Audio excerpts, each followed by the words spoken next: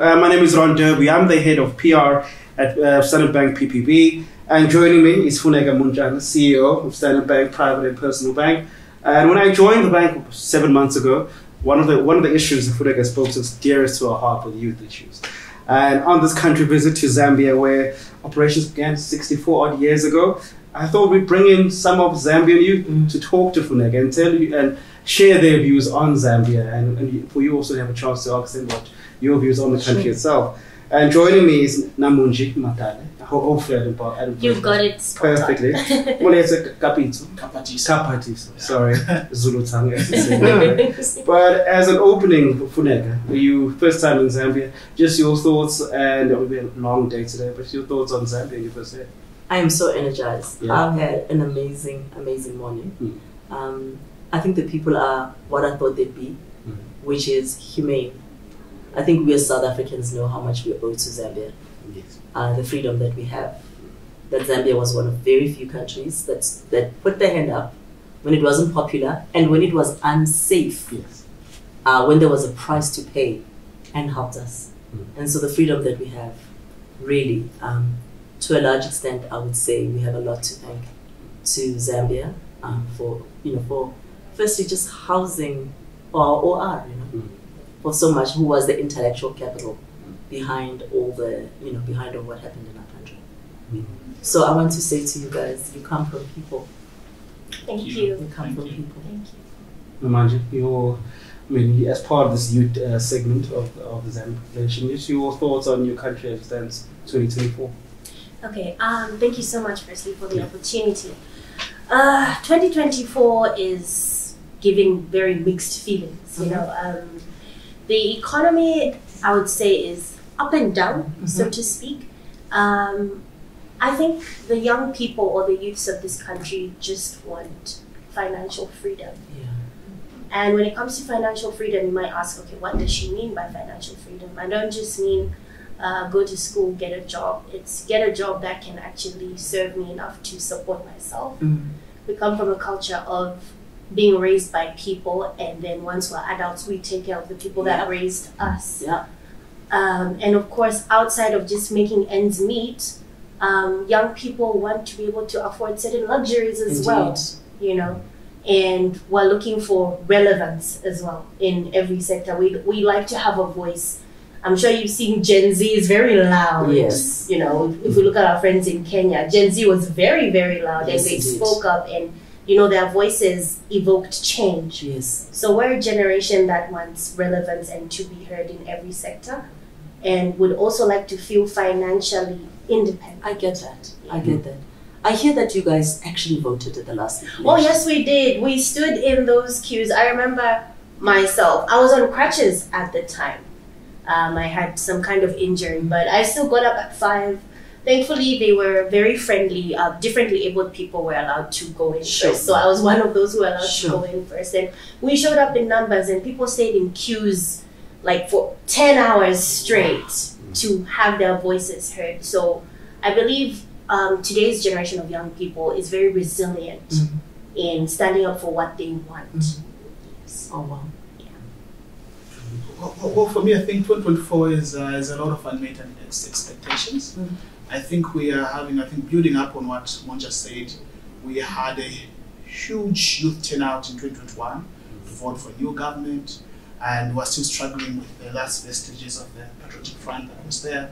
There was high consumerism kind of borrowing, and then that has affected everyone else. And then you have a president that comes in, an economist, he has this global acceptance persona, that is business minded, and he's saying, look, we're going to fix the economy, we're going to structure the debt. And so people had high expectations, especially the young people. They're expecting more jobs, the economy becoming better, stable currency, but that is not happening in the short term. And those that are supposed to be communicating what exactly is happening in the background are not doing a very good job. So there's this unmet expectation and anxiety, and yet there's a lot of things that are happening in the background in the business community trying to open up doors to see how young people can be made financially. For the majority of those that have actually stood up and said this is a country worth defending, the key ask is to have a country that addresses everyone's social justice issues and socio-economic stability. So everyone wants to feel included. The graduate that graduates from university wants to know that they'll get a job. The one that embarks on a business wants to know that they'll get some kind of support, some kind of capital. They'll have some kind of startup, and that there will be laws that facilitate that kind of transition in their life. So there's a lot of unmet expectation, and yet there's also a lot of, because it's unmet expectation, there's also a lot of hope for the young people that something can be done. Do you think that it is a timing issue, that as time goes on, maybe things would get better? Like in terms of, and I guess I'm saying sometimes, like fixing, like, you know, like if you have a broken business, it takes a while to fix it. And like if there are issues in a country, and I'm being a devil's advocate here, don't you think that maybe 3 years is not enough time, that you need to give it more time? Well, like I said, in 2024 we're struggling with the last vestiges of the previous government. There was high level borrowing, high consumption, debt, and because of that, it's broken our economy, and the president wants to fix it. He has got all these strategies that are not being communicated properly. It's a communication issue from the ordinary person, and so people have high expectations, but they're not seeing it at the rate that they should be seeing. There's a gap. At the same time, they've got high hopes that something will turn. I mean, people will tell you that yes, the economic recovery process is not happening at the rate that we expect it to be happening, but they're also telling you we're not ready to go back. We'd rather have this guy, he says he can fix it, and then the private sector is also responding in a particular way, and we're seeing investors coming into the country and transforming the energy sector, transforming the private sector, having more young people engaging in business. So there is that hope, but at the same time there's that feeling of unmet expectation, but the relationship is growing. I'm with you. Yeah. Funeka, earlier today we spoke about the youth element in Zambia, 17 average age. So as you're speaking about this largely unbanked code, how is the bank going to help to getting that them bank and the financial freedom? So I mean, I think that all financial institutions have a role to play. And in a way, sometimes we think about it on the demand side, but it's important to do the supply side as well. So I think it's very important that we live in a world now where everybody needs to be highly skilled, because the manual work has actually gone away, and it's going to be even more with AI. So now you have to, it's very important that we continue to play a role around enablement of institution, as well as direct funding of really high quality education. So that's the first part. But then there's a supply side as well, which means that most importantly, how do we really open up opportunities for people to not only start businesses and not only subsistence businesses, but globally competitive businesses, you know? And I think now with e-commerce, that's actually quite possible, you know? I frequently, not that I'm a big shopper, but I love skincare. I frequently buy into businesses where I find like an incredible product, and when you look who's behind it, is a young lady, is a young man, but they've got access, because that's what the e-commerce is, an equivalent, it's an equalizer. You can get access to world markets, but your product has to be globally competitive. So, and I find that these globally competitive products, they exist within an ecosystem. It's not some person's genius, there's an ecosystem. So if you think about Korean skincare, Korean skincare is great because the government invests heavily in the R&D, and everybody gets the benefit out of it. But it's so extreme that even when you look at outside Korea, I find that a lot of top-class global skincare is actually Koreans in the diaspora. Do you see what I mean? But this thing didn't just happen. Yes. You know what I mean? So is that, how do you create those hubs, those enabling environment, those pods? Because I think that's what needs to happen. And of course, you can see I'm not talking about employment. I'm talking about how do you enable, because I mean, I'm absolutely convinced that we have to create knowledge, and we have to create products for the world. We've got to stop thinking small about finding a job. That's okay. And it could be your side hustle, but your main hustle has to be create a ding in the universe, whatever that ding is for you, you know. Muleta, this isn't my interview. It's so I'm going to give you the opportunity to ask Roy's questions to Funeka. Just what would you ask Funeka? Actually, what are you? Okay. Before I ask, I just wanted to add on what you said, creating that team. For us, I believe we need to also have a mindset shift. I was having a conversation with someone earlier today, and they were talking about the importance of entrepreneurship. And you know, there's so many seminars on a local front that are about starting a business as an entrepreneur. If you believe it, you can achieve it. But who's going to be employed by this entrepreneur? I think we need to strike a healthy balance of being an entrepreneur and being support staff of an entrepreneur, buying into someone else's vision. Like, personally speaking, I'm not a person who's good at startups, starting something, but supporting someone else's vision and making it bigger. Yes, so I think we need to get to a place where we buy into the non-entrepreneurship gospel, so to speak, and buying into supporting other people's visions to make them big, because we can benefit from them. So my question is still on the unbanked. What can we do to get people into the culture of banking early on in life? So I think, thank you, it's a good question. I agree with you that there's a whole value chain. And you can't be a bride in every wedding or a corpse in every funeral. So there's different roles, sorry to use this analogy. There's different roles that have to be played. But I do think, I feel so passionate about supporting businesses of Africans. I mean, like, look, suppose I don't go to a country without buying something, because I want to find something in the country to fall in love with.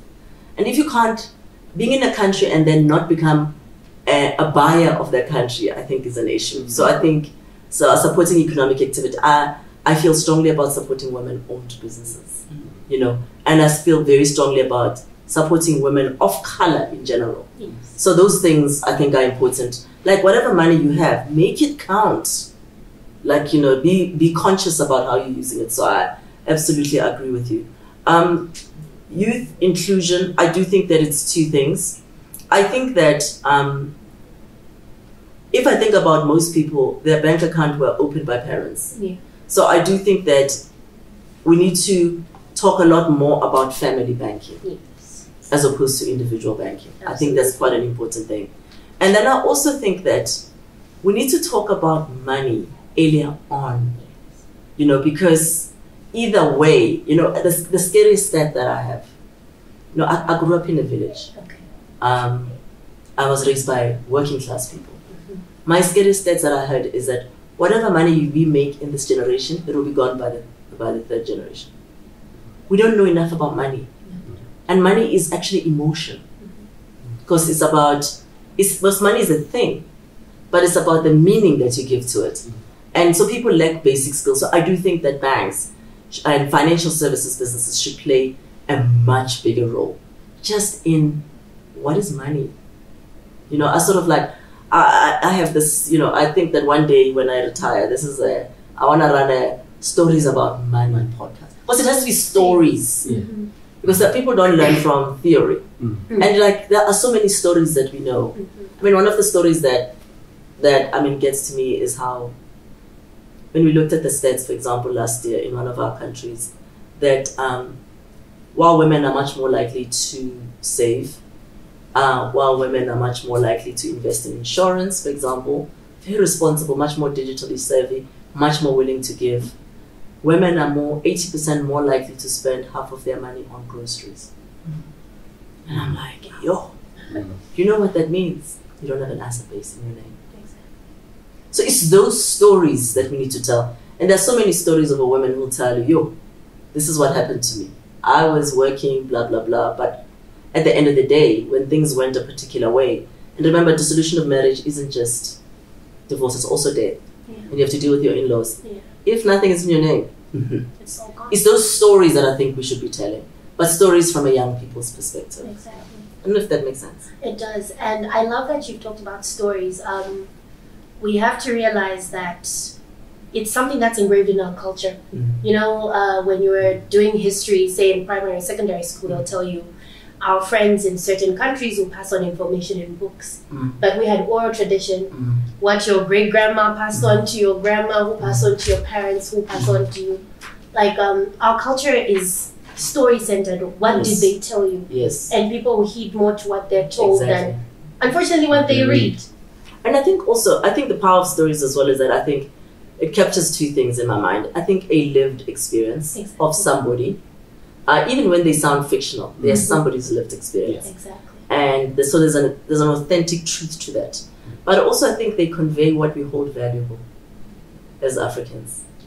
You know, and I think that for me is like, because, you know, over the last 2,000 years, we've experienced an attack not only of personal freedoms, but of our culture.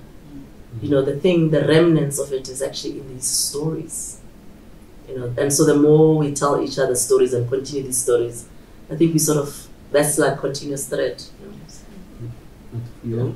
I think for me, building on that is what is the bank's vision for sustainable corporate social responsibility, especially that for Zambia, for example, we are going into an era where there's a lot of promotion of entrepreneurship. Youths are being encouraged not to seek unemployment but get into business. And I think for banks, that's of value because that's where the creation of these high standard businesses will come from. That's where the entry level of these clients will come from. When you have a client base that is strong enough and participating fully in the economy, then they are able to even add value to the bank. So for example, in Zambia, if we have more young people that are enterprising in creating businesses, like the president says, adding value to your product, then you will have a stronger financial market in the country to tap into as a bank. So through this, the corporate social responsibility function of the bank, what's your vision to actually stimulate these young people so that they are able to get into and participate into the financial market effectively?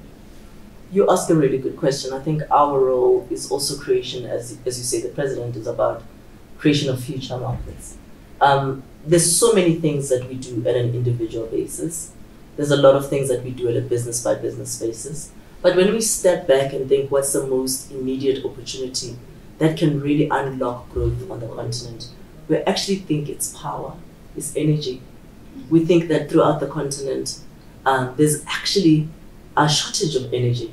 But we live in times where renewable energies are so affordable.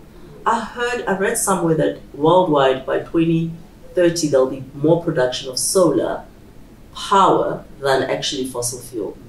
But I think that's not always on the continent. So for me, it's like the biggest thing that we want to do is how do we enable the continent to leverage its natural resources, power, wind, hydro, but in a variable way, but not necessarily centralized, but on a decentralized way, so that we can unlock power. We think that we can do this because of the size of our balance sheet, but we also have one of our major shareholders is the Industrial Bank of China.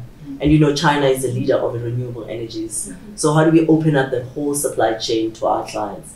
For us, we think that's the most important thing that we can do right now across the continent. Yeah, it's interesting, especially that now with the load shedding. I think that's not only experienced in Zambia, but also in other Southern African countries.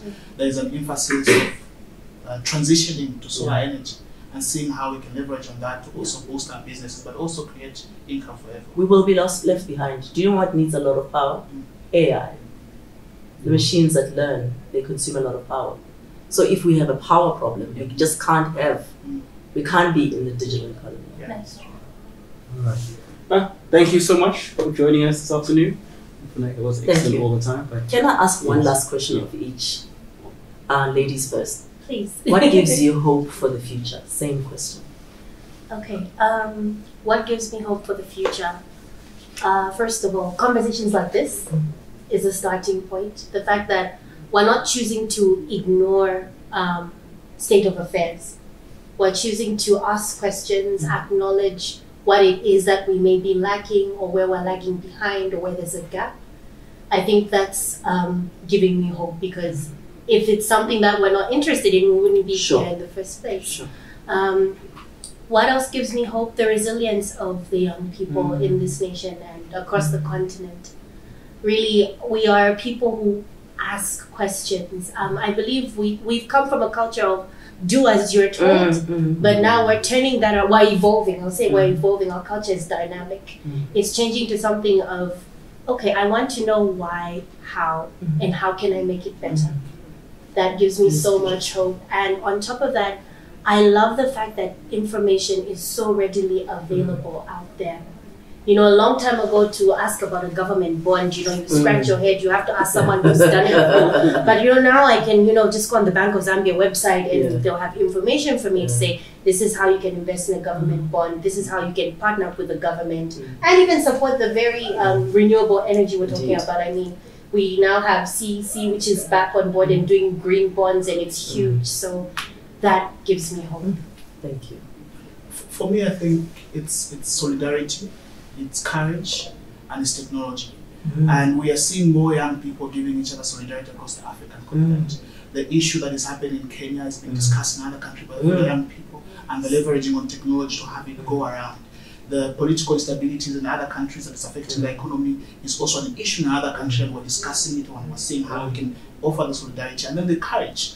We are courageous enough to ask, to debate the hard questions. Even when we don't have experts in the room, young people of this generation are going to ask, look, you better give us an answer that makes sense to us of why the economy is not doing better, why we don't have energy, why we can't do this, why we can't do what South Africa is doing in this sector.